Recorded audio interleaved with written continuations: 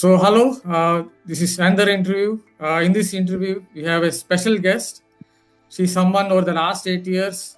Her career graph has been on a clear upward curve right from the time she captained the Indian under 16 team in 2017 in the Asian Championships and steered the Indian side to A division. So, welcome to this interview, Sanjana Ramesh. It is a privilege to have you Hi. here. Okay. Hi, thank you so much for having me. Okay. To start with, obviously, recently you also participated. India participated in the FIBA Asia Cup and also in the SABA Championships. So, from an individual perspective and also from team's perspective, how do you look at the performance? Honestly, I hold myself from an individual perspective. I hold myself to a really high standard. So I do feel like maybe we should have done a lot better. Yes, It's the first time we've ever played the Sabah yes, yes, Championship, so it was good to get that exposure and also do really well in our home court. We yes, did win that championship yes, and also finally get a medal for the country. So that yes, was a very fun experience. With regards to FIBA Asia Cup, yes, it's the first time we didn't come till finals, which is yes, very disappointing. yes.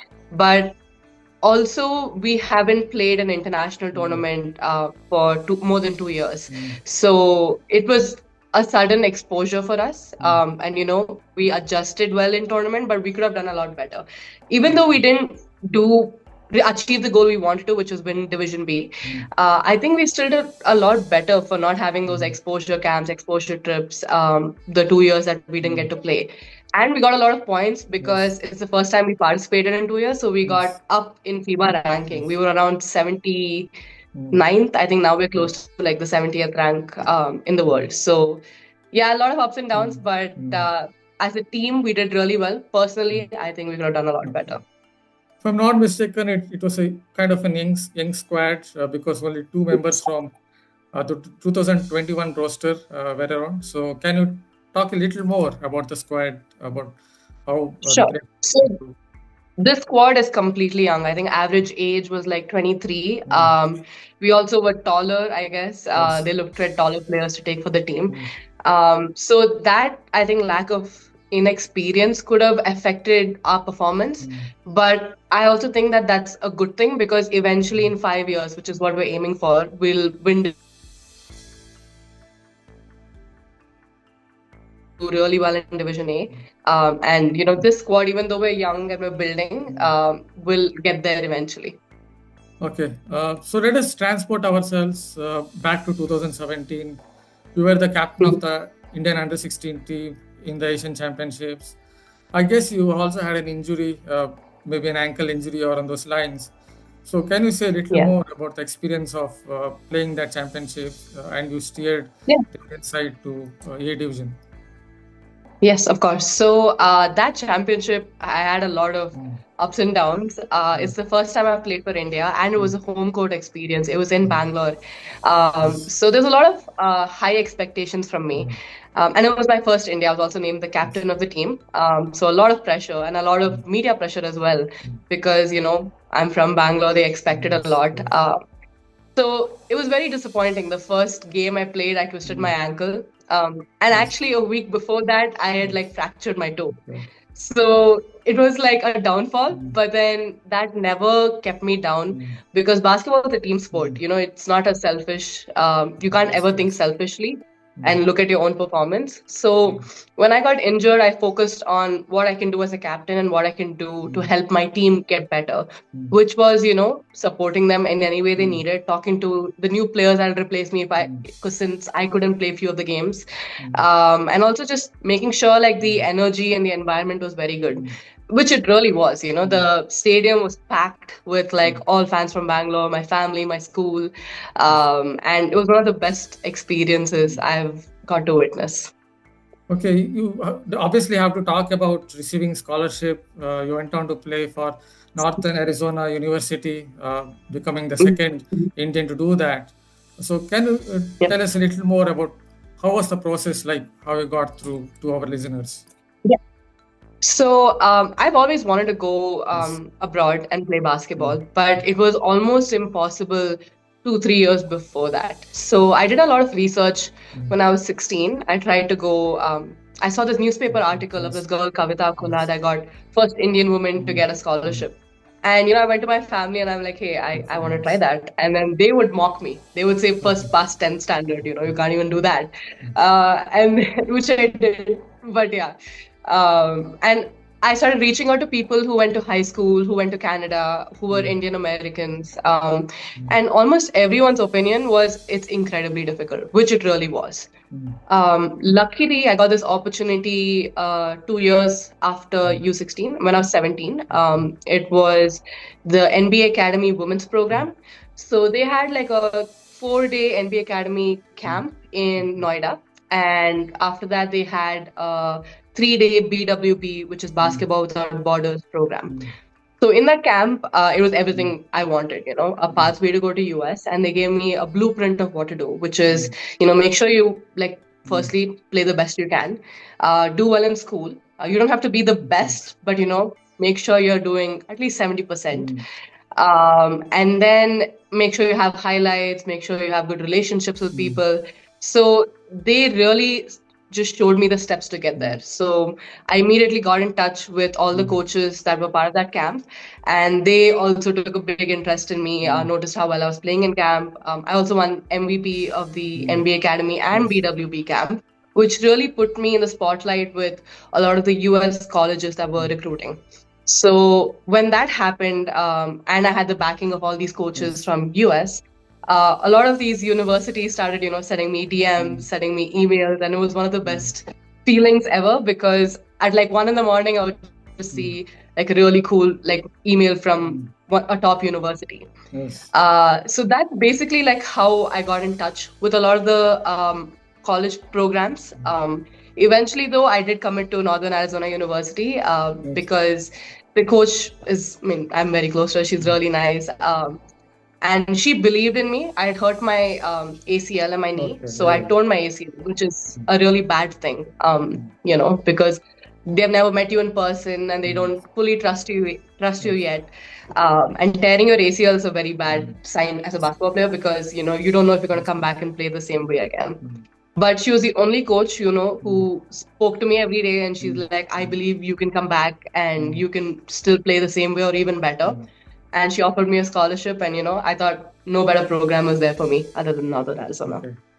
Can you tell us a little more about the on-field experiences? If I'm not mistaken, your coach told he is a player who has limitless talent or on those lines.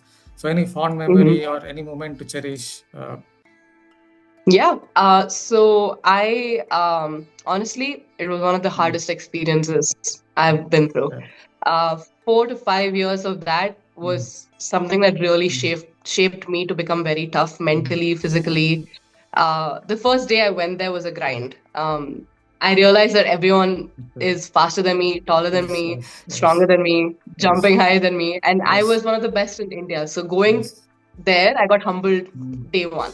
mm, So there were a lot of different experiences. yes, In US they have this thing called yes, welcome to the yes, like league or welcome to the yes. team moment, Mm, which is mm, basically they just go very mm, hard at you. yes. Okay, and they're like Okay. it's like a not a hazing situation, but it's Okay. basically to toughen you up. Okay. So one of the Okay. craziest memories I've had was in practice where I was just guarding this Mm, player and I was very aggressive. So she mm, like extended her elbow and it okay. went straight into my neck Okay. and I couldn't breathe. Okay. It was one of the craziest things, and I have never experienced that before. But then I realized this is how you toughen up. It's a contact Okay. sport. You need to take contact and be Mm, tough and get back up and play. Other than that, like I've had wonderful experiences. Even that was a mm, wonderful experience. I grew tougher. okay. And that was some of the experiences there at NAU. Mm. Any on-field experiences, if only if you want to share, maybe any match, because if I'm not mistaken, in 2021, as a sophomore, you scored the first points by an Indian national or on those lines. So, yeah, if you can just add a little bit. Yeah, so in 2021, it was also COVID year, so we Mm, didn't have a mm, lot of certainty of whether we'll mm, get to play or mm, not. And I also got stuck back in India, which was mm, really disheartening. mm, So I came a little yes. late back to US. Mm, And my goal was, if I get any minute any chance to play, I'm going to put 100% effort. And one of the games I got to play, and then I got a foul, and then I scored a free throw. And that was my first points. I didn't even know it was my first points until some media outlet in like India told me, yeah, she's the first person as a sophomore to score in one. So, I mean, if I'd known that earlier, I would have tried to aim for that. But yeah, that was a very surprising experience. It was very fun. And my teammates were super happy for me. And yeah, that's mostly it. Okay. How to look at the kind of importance that is given to basketball in USA, in the sense that it didn't be just about training. It could be something as simple as maybe you will be given some kind of what can you say, free time when you're attending in university or on those lines. So if you can just add a little bit in your own words. You're saying what systems are involved in US? I was just trying to give an example. Yeah. So, I mean, in US, everything is very systematic. In India, it can be a little more chaotic. In US, you have a schedule, you have a timeline, you have an app that will tell you where you need to be at what time. So it made things a little easy, especially as a student athlete. I had to make sure I attend all my classes, do well in school. And that was a very important factor. So I think like having that all in a system is something that really changed even basketball for me, because I understood how to be disciplined in a routine. Waking up at this time, doing these things at this hour, and then go to sleep on time. That's something I kind of lacked in India. So that was, that's a major factor of what you see in US. Everything's a system, everything's a routine. Yes. I ask this because in India, academies take over a lot of times, and teachers tell that yes, first of all, you have to think about your academies, then the sports. So on that basis, I just asked. Yeah, talking about training as well. Talking about training as well, can you say a little more about the difference in terms of training in India and also in the US? So, firstly, the facilities. They have world-class facilities, the best. That's one of the biggest factors. The second most important thing is strength and conditioning. So, in India, I don't think there's a lot of importance given to strength and conditioning, and there's also the stereotype, where girls shouldn't be lifting a lot of heavy weights and stuff like that, which does not exist in US. Another major thing is it's a very contact sport. They're not afraid of contact there. In India, we play a more finesse style, which is my game style as well. But I've learned to take a lot of contact and play compared to US. So they're very skilled. They have a lot of good facilities. And, strength and conditioning is very, very important. So how to look at yourself in terms of how you became more of an all-round player when you went over to the US? Maybe you played at different positions, maybe in terms of shooting or maybe in terms of ball handling or on those lines. So when I went to US, I realized I'm not as skilled as everyone else, but I'm more explosive and athletic compared to them. And that was, natural ability and natural potential compared to people. So I was never sad that I wasn't as skilled, because you can always work on those skills. But I was always happy that, I'm very strong, I'm very fast. I can keep up with people there. So something I really focused on in US was working on my shooting, my ball handling, being tough when I catch the ball, taking contact.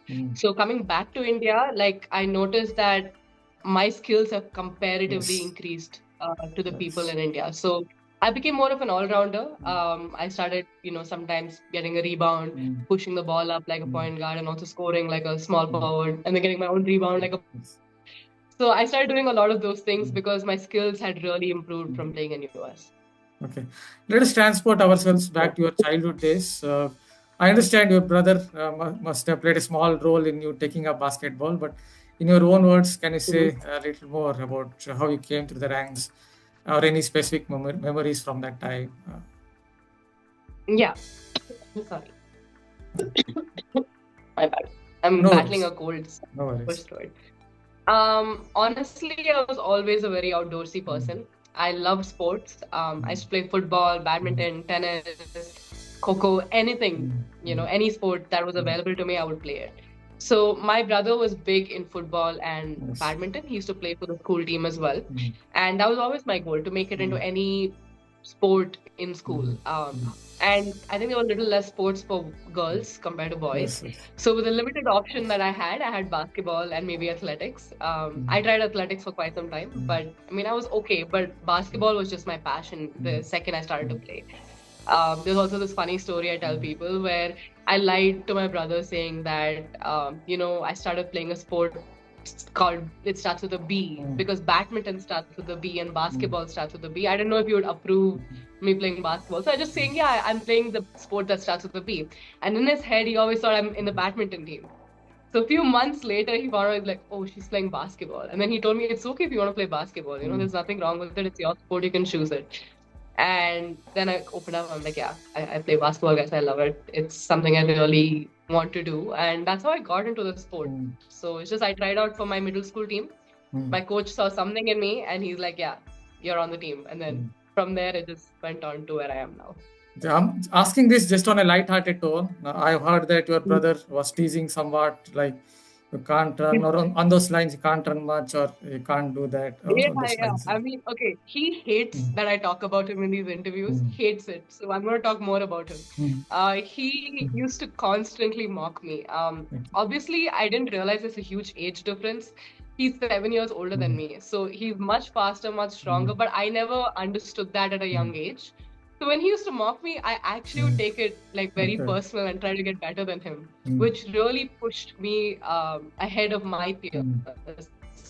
Because I was competing with people, a boy 7 years older than me. So girls my age was like very easy to beat.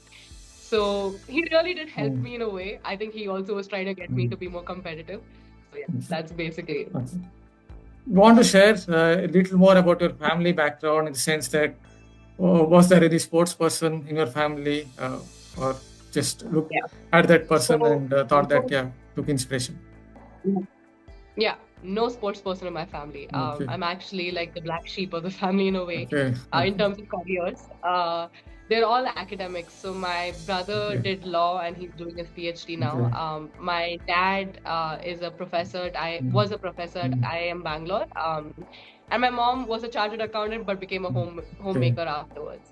So none of them actually had any athletic bone in their body. Maybe my mom played a little bit of Coco when she was little, but like no serious athletic bone. I honestly don't know how I became a sports person. I think I just had like a natural ability. My brother also had that natural ability. And yeah, I'm the only sports person from my family. Okay. From a footballer to doing PhD, that's pretty interesting. Yeah, from a budding footballer. Yeah. So, any sports person did you get inspired by maybe some athlete or even a basketballer? Take inspiration. I mean, growing up, I used to be inspired by a lot of senior women Indian basketball players who have retired now. Sheba Magin, Anita Paul and also in other sports as well. I used to look up to PV Sindhu a lot. And, I see her and, I just like my inner child gets really like nervous because I think she won that Olympic medal and I was watching that and I was like, man, like, and people used to compare me to her because my body style, her body style, and we're both tall. So I used to look up to her a lot. So just, I used to have different type of role models. For basketball, I would have different type. For who I want to look like, I would have like PV Sindhu as a role model. And also like, Michelle Obama, people like that. I have a lot of different role models for different aspects of my life. Okay. Yeah. While playing for India, is there any specific moment or any memory that you cherish? Maybe your debut, or it could be partaking in Asian Games, or something else where you performed really well. Yeah, it was actually 2 years ago in my Asian Games debut. I got to play against China, and this we all knew it was going to be a very tough game. So there were like 3 WNBA players on that team. I've never got to play with a more skilled and advanced team as that team that I played in 2023. A lot of my teammates were scared because they had these 2 7'3" girls on their team, and I'm one of the tallest ones, So we were very scared. But for me, I was like, this is an opportunity to grow, and I was very excited to play against them because, I mean, no one was expecting anything from us. Everyone's gonna know, like, yeah, they're gonna lose, it's gonna be bad. But this is where I could really challenge myself and see how close I am to these WNBA players. And I actually had my best performance against China, and the environment was amazing. There was 30,000 fans, people just screaming for both teams. It was not like they were hazing that, nothing like that. The fans were so supportive, so friendly. It was one of the best experiences playing for India. Okay. Is there any area or areas that you still want to improve as a player, if you want to share? Something I want to improve on is like getting bigger in terms of like physicality, muscular, getting more muscular, getting more physical, getting bulkier, I guess. Because I'm very athletic, but I feel like WNBA players are much more stronger, and my goal is to get there. So I'm trying to, eat more calories, gain more weight, so I can like put more muscles, stuff like that. So in the weight room, I'm trying to get more tougher. That's something I'm working on. Something in related to basketball I'm working on is being more consistent, not just as a scorer, but like as a leader as well. So being on the court, obviously making sure the next generation is speaking, talking, having the energy up. So that's just a couple more questions. Just a couple more. How is Sanjana Ramesh outside of basketball? If you can share a little bit, maybe your hobbies or something on those lines. So my hobbies outside of basketball include playing the violin. I'm actually a professional violinist. I've learned for many, many years. I picked up guitar, piano, little bit of flute. I also love to sing. I learned Bharatanatyam for 7 years. I almost did my Arangetram. So I've been very I've tried a lot of different ideas and careers in my life, except academics. So anything other than academics, I've tried it. Okay. It's just a general question. How do you look at the future of basketball in India? If you can share in a few lines. Yeah, I mean, there's always been an uncertainty with basketball, a lot of risk. But I feel like lately there's been a lot of change. There's a lot of investment and money going into the sport. Athletes are finally getting paid. So I think the future of basketball is actually very bright, especially now with like ACG taking control of the league that's happening next year. I think that we're going to finally see a league like IPL coming up. Not hopefully as big, but yeah. So basketball is definitely very bright in the future. Okay. Okay. Thank you for taking your time out. It was a privilege to talk to you.